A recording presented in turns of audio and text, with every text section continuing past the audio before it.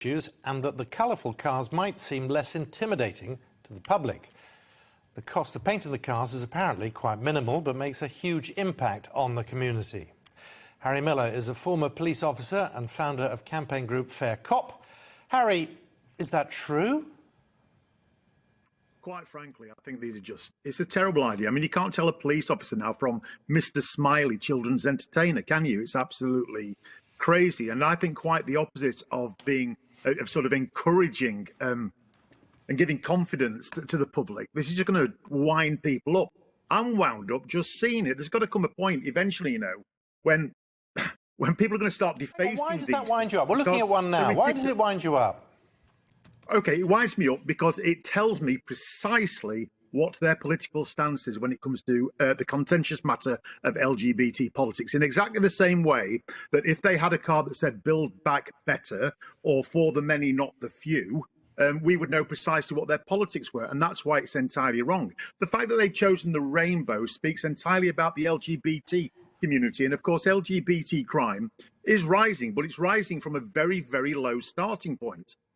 Whereas if they were really serious about hate crime, they would be talking about the knife crimes that happen on an almost daily basis in our capital. They'd be talking about the three women that are killed every single week in our country, but they're not. They're only interested in this as a political campaign. It's got nothing to do with crime. This is all about separating the sheep from the goats when it comes to ideology. If you are not fully paid up to Stonewall, if you're not fully paid up to trans ideology, then they are criminalizing you. And they're doing it, one, because the police are now political ideologues, and two, because it's easy. It's so much easier to police pronouns than it is to actually tackle real crime. And that's why I'm against it. And that's why when I see one of these police cars, I shall simply laugh. I shall simply laugh, because the alternative would be to deface it. And I'm not as yet a criminal.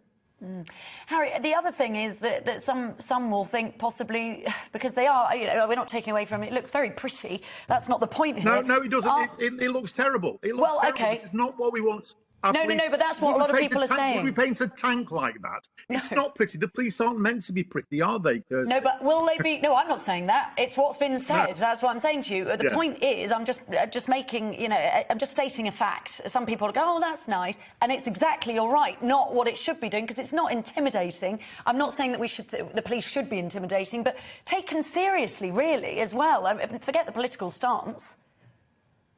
You can't, can you? Like I say, I look at that and instantly I think of Mr. Smiley's sort of police party things. Are we going to have sort of, you know, animal balloons coming out of the exhaust to make it all nice and friendly? It's absolute nonsense. Now, it does look pretty, and for a child, with a child's thinking, you go, oh, that's a nice, pretty police car. But for those of us who know, those of us who understand, it is covered in political colours. There it says, Surrey Pride. Pride is a political movement. We all know it's a political movement. Pride say that they're a political movement. And unfortunately, the police, well, I used to think that they were just too dumb to see it, but now I don't think that anymore. Now I think they're fully bought up. They're fully bought up into the political aspect of this. This is not about hate. This is not about crime. This is about marginalising people with a wrong opinion. No, but it is about hate crime, which is on the increase dramatically. I mean, they're damned if they do and damned if they don't. They've got to try everything, haven't they? No, they do. But the thing you do, first of all, is you look at where the crime is actually happening. It's happening in our cities with black-on-black stabbings. It's happening with domestic violence, with people regularly killing women. So if they really believed this, they would put, I don't know, Black Lives Matter down the side of their police cars. But of course, they're not going to do that, because we all know that it's political. If they cared about women, they would put woman, adult, human, female down the side of their cars. But they won't, because they know that that's political. Now, that's the politics that they disagree with. But this is politics that they do agree with. And so they take a very marginal number of crimes, LGBT crimes, and they inflate it out of all proportion. North Yorkshire Police have had on their website a statistic, which is an out-and-out lie. It says 1 in 12 trans people are murdered. That's absolute nonsense. One trans person has been murdered, I think, in the last 9 years in the UK. It's a simple, simple lie. Even on Somerset Police have a statistic that says, 14% of us personally know a trans person who has been murdered. Again, a complete and utter lie. Unless they all know the one person who was murdered, it's a lie anyway. This is nonsense. What they're doing, they are generating a sense of hate, when actually there is very little hate in this country. Very little hate. But this is the interesting thing. The College of Policing Hate Crime Guidance says this. It says a reduction in hate crime should not be seen as a legitimate target because it may demotivate officers. And what does that mean? Can you imagine a murder squad where a reduction in murder was not seen as an appropriate target because it may discourage murder squad people? I mean, it's just, Harry, this is nonsense. They are generating hate where there is none. Harry, just very quickly, because we are running out of time, what has been the reaction within the police or those you've spoken to about these cars?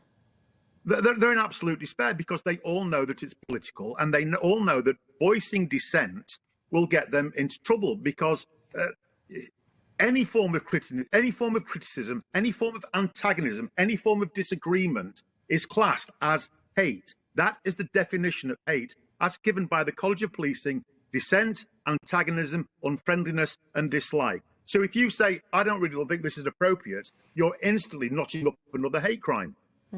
Lots of people already emailing in. Alan's just said, I think, Harry, I think you're right. It makes the police a laughingstock. It looks like an ice cream car. It does. That's exactly what it is. That's exactly what it is. And what they're doing, they're bringing in this form of ideological fascism through rainbows and balloons and sort of cops with rainbow painted faces and all that kind of stuff. But it is fascism. What is quite disappointing is, as far as I know, there is only one political party that's prepared to acknowledge that, and that's Lawrence Fox's Reclaim. All the rest of them just think it's a great idea, and it's not. It's a terrible idea. And here's the thing, most of our British public recognise that. Most of us recognise that. Yeah, and it's taxpayers' money to paint them, and anybody who's had a car repainted knows it's not cheap.